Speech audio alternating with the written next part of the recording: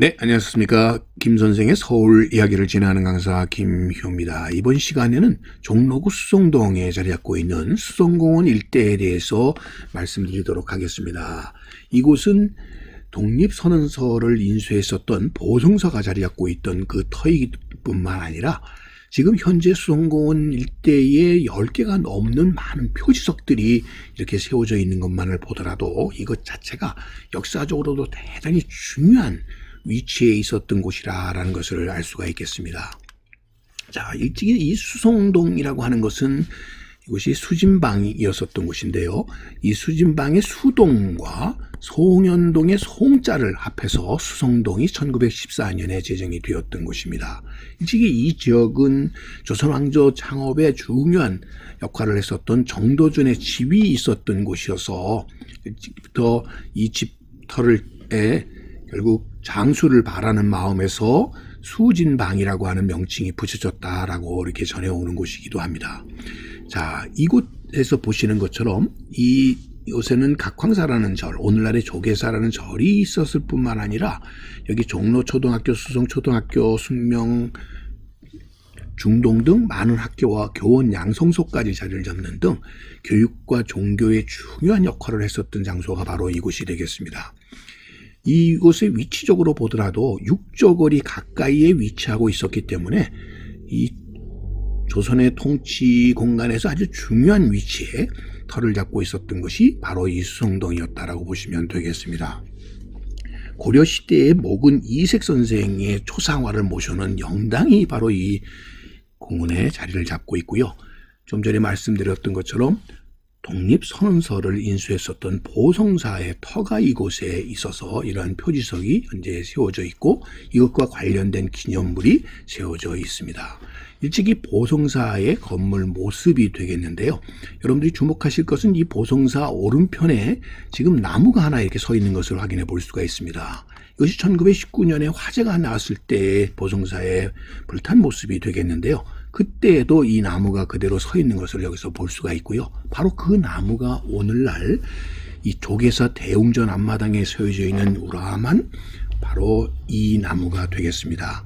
이 나무는 바로 회화나무가로서 이 나무를 통해서 이 자리에 일찍이 보성사가 자리 잡고 있었다라는 것을 알 수가 있는 것이죠.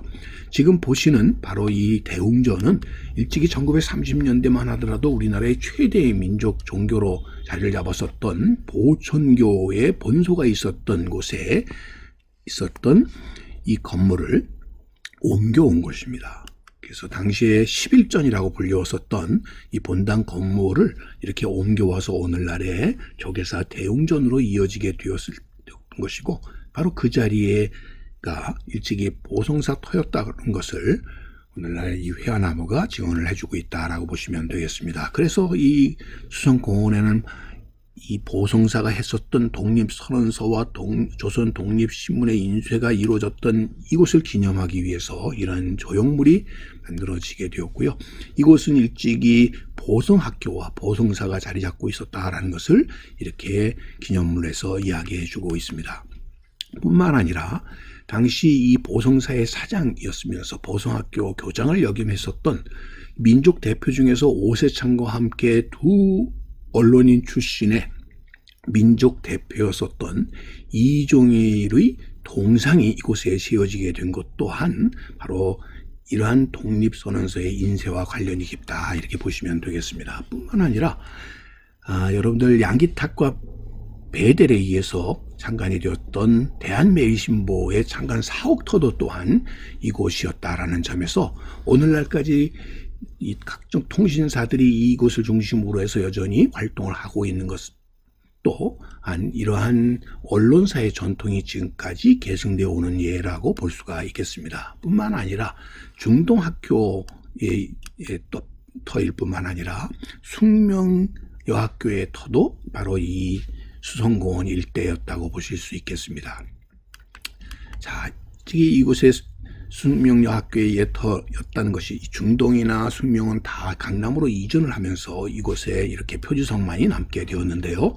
당시 1920년대에 이 숙명여자고등학교 이 본관 앞에서 학생들이 이렇게 책보따리를 들고 이렇게 서 있는 모습을 통해서 이 당시의 숙명의 모습, 학교의 모습을 우리가